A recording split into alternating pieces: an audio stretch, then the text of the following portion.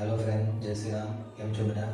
આજે આપણે વાત કરશું એકદમ ઉપર એકદમ મતલબ એકદમ પતલા માણસ જે કે અમે લોકો બહુ બધું ખાય પણ અમારી બોડી ગેઇન નથી થતી. તો મારે એ લોકોને એક જ વસ્તુ કહેવાનું છે કે મારા ભાઈ તમે લોકો જે બી ખાતા હોય બરાબર ખાઓ, બટ તમે હરેક વસ્તુને છે ને ડિવાઈડ કરી લો. મીલ વાઇઝ સવારે નાસ્તો બ્રેકફાસ્ટ કરો, પછી એના પછી 3 hours પછી પાછું કંઈ ખાઓ, ને પછી આફ્ટર એના 2-3 કલાક પછી પાછા તમે લંચ કરો.